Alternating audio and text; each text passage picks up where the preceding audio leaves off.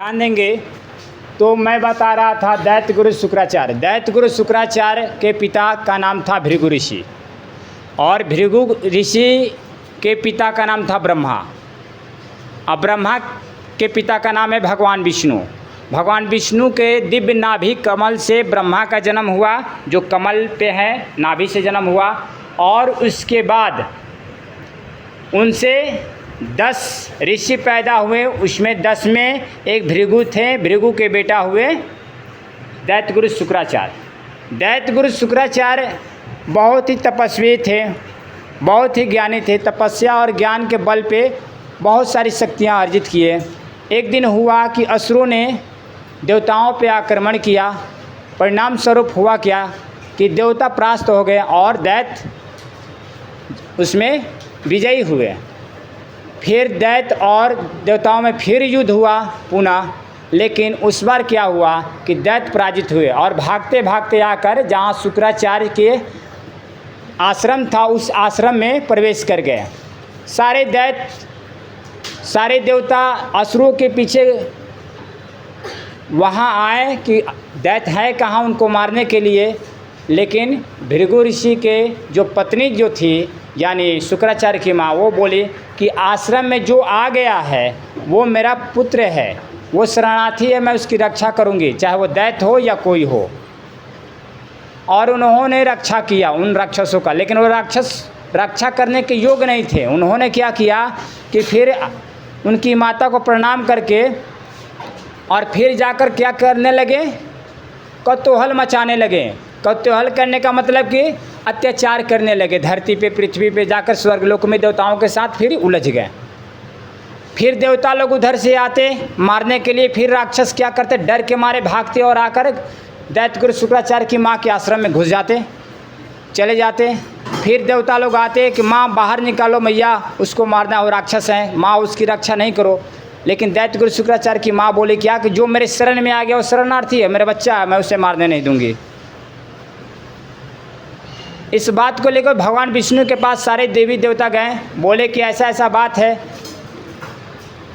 दैत्य गुरु शुक्राचार्य की जो माँ है वो राक्षसों की रक्षा कर रही हैं और बार बार राक्षस उनको धोखा दे रहे हैं, बाहर आते हैं, उत्पात मचाते हैं। और फिर जब हम लोग मारने के लिए उसको दौड़ते हैं तो वो क्या करते हैं, जाकर आश्रम में छिप जाते हैं। भगवान विष्णु आए, उनकी माँ से प्रार्थना किए कि हे माते, आप रास्ते से हट जाइए, राक्षसों को बाहर निकालिए। दैत्य गुरु शुक्राचार्य की माँ बोले कि हे प्रभु, मैं किसी भी कीमत पर उन राक्षसों को आपको मारने नहीं दूंगी। वो जब तक मेरे आश्रम में है वो सुरक्षित हैं, इसलिए प्रभु आप यहाँ से चले जाइए। भगवान विष्णु बोले कि अगर मैं बार बार कह रहा हूँ देवी आप मेरे सामने से हट जाइए, अगर नहीं हटिएगा तो मुझे विवश होकर आप पर प्रहार करना पड़ेगा। दैत्य गुरु शुक्राचार्य की माँ बोली कि प्रभु अगर इनकी रक्षा करते करते मेरे प्राण भी चले जाएं तो कोई बात नहीं, मैं प्राण देने के लिए तैयार हूँ। वो हटी नहीं। भगवान विष्णु सुदर्शन चक्र धारण किया और उनकी माँ का गर्दन काट दिया। ये बात जब शुक्राचार्य को पता चला तो शुक्राचार्य क्रुद्ध हो गया और आकर अपनी माँ का जब शव देखा, लोगों के द्वारा सुना, तो भगवान से बदला लेने के लिए वो तत्पर हो गया। सारी देवी देवता समझाएं कि शुक्राचार्य जिनसे तुम बदला लेने वाले हो वो साधारण कोई व्यक्ति या कोई देवी देवता नहीं है, वो पर ब्रह्म परमात्मा है, जगदीश हैं, जगत के ईश हैं। लेकिन शुक्राचार्य ने अपना दुश्मन उनको मान लिया, बैरी मान लिया। उस समय के बाद भगवान बार बार समझाते रहे, वो माना नहीं। कहानी को मैं आगे ले जा रहा हूँ, ध्यान देंगे। वही शुक्राचार्य है जिसके आतंक से तंग आकर भगवान शंकर अपने मुख में धारण कर लिए, मुंह में ले गए और पेट के अंदर रख लिए, बंद कर लिए। क्यों? क्योंकि शुक्राचार्य के पास संजीवनी विद्या था। राक्षसों का जब वध देवताओं के द्वारा होता था तो वो क्या करता था, पुनः जल छिड़क कर संजीवनी विद्या के माध्यम से दैत्यों को जीवित कर देता था, जीवित करता था और पुनः फिर आक्रमण शुरू। शंकर भगवान बोले कि अब इसको कुछ ना कुछ तो करना ही पड़ेगा, इसलिए इसलिए शंकर भगवान शुक्राचार्य को पेट के अंदर धारण कर लिए, और पेट के अंदर धारण करने के बाद वो पेट के अंदर ही लगा भगवान शंकर का स्तुति करने लगा, ओम नमः शिवाय का जाप करने। शंकर भगवान के जब उदर में ओम नमः शिवाय करने लगा, माता पार्वती का भी जाप करने लगा। माता पार्वती प्रसन्न हुई, बोले कि शुक्र बोल बेटा क्या, अब तुम क्या चाहता? बोला माँ मुझे इस पेट से बाहर निकालो। माँ बोले कि बेटा मार्ग तो सभी बंद हैं, भगवान भोलेनाथ के तुम पेट में है, और जो एक बार भोलेनाथ के पेट में चला गया वो दोबारा बाहर नहीं आएगा।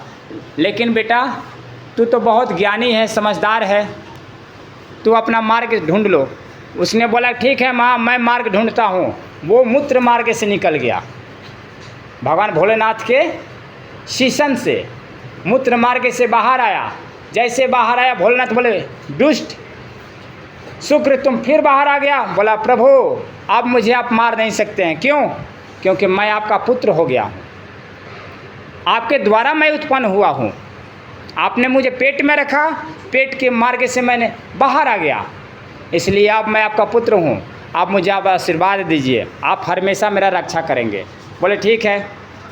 दैत्य गुरु तो हो गया, शुक्र भी हो गया, वो देवताओं का दुश्मन और राक्षसों का हितैषी हो गए। बात थोड़ा सा आगे बढ़ाते हैं। सतयुग का समय था। कौन सा युग? सतयुग। और उस सतयुग में बहुत ही धर्मनिष्ठ एक राजा हुआ करते थे जिनका नाम था ययाति। क्या नाम था? ययाति। ययाति जो राजा थे वो नहुस के बेटा थे। राजा नहुस के बेटा राजा ययाति। उसी युग में, उसी क्षण में एक और भी वहाँ धर्मनिष्ठ राक्षस हुआ करता था जो धर्म अनुकूल था। उसका नाम था विश्वपर्वा। क्या नाम था? विश्वपर्वा। एक दिन की घटना है कि भगवान शंकर बैल पे सवार होकर यानी नंदी पे सवारी करते हुए अपनी भार्या यानी माता लक्ष्मी के साथ सुबह में 4 बजे भोर में भ्रमण कर रहे थे। क्यों? शंकर भगवान 4 बजे भोर में भ्रमण करते हैं। भ्रमण कर रहे थे नंदी पे सवार होकर। उसी दौरान समुद्र के किनारे सरोवर में दैत्य गुरु शुक्राचार्य की पुत्री जिसका नाम था देवयानी। क्या नाम था? देवयानी। और विश्वपर्वा की पुत्री जिसका नाम था शर्मिष्ठा। क्या नाम था? शर्मिष्ठा। वो और शर्मिष्ठा की 1000 दासियाँ। क्या थी? दासियाँ। वो सब समुद्र स्नान करने के लिए भोर में गई।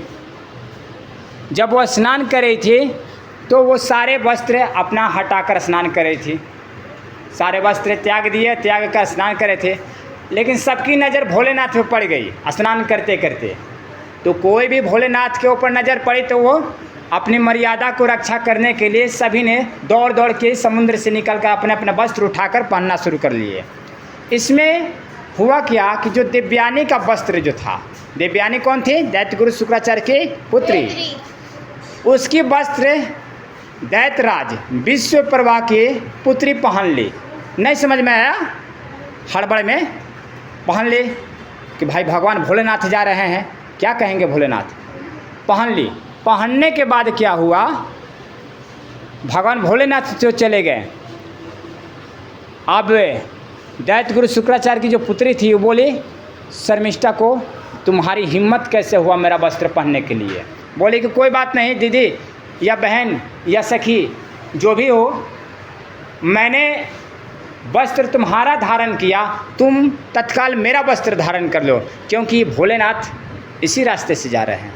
बोले कि मैं कदापि वस्त्र नहीं धारण करूंगी, मैं एक ब्राह्मण कन्या हूँ, मेरे पिता ब्राह्मण कुल के हैं और तुम एक क्षत्रिय कुल की राक्षस की बेटी हो, दैत्य की बेटी हो, और दैत्य की बेटी का वस्त्र मैं धारण करूँगा।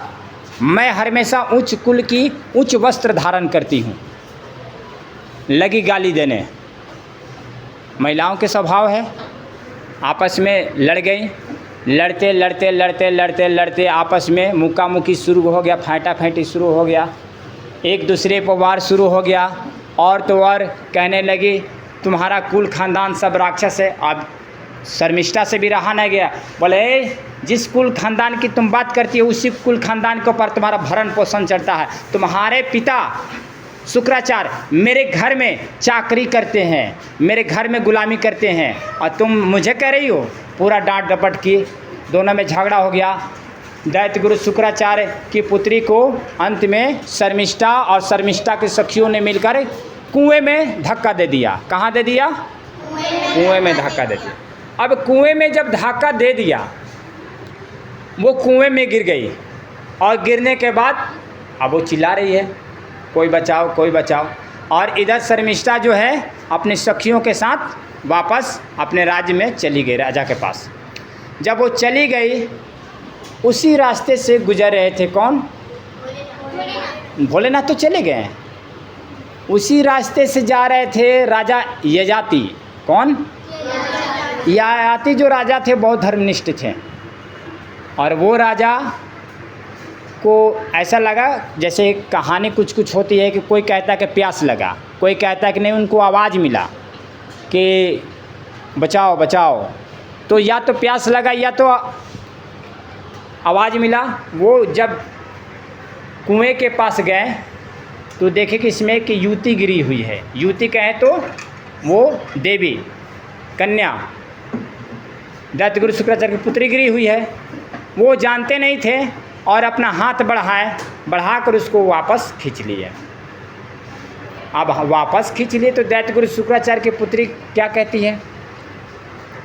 अब वो कहती है कि हे राजन, आपने मुझे बचाया इसलिए ये प्राण आपका हुआ, आपने मेरी रक्षा किया, ये प्राण आपका हुआ। अब आपने मेरा हाथ पकड़ा इसलिए मैं आपसे विवाह बंधन में बंधूंगी। राजा ययाति बोले कि देखिए, इसका मतलब ये नहीं कि कोई हाथ पकड़ के किसी को बाहर निकलता है, मुसीबत से बाहर निकला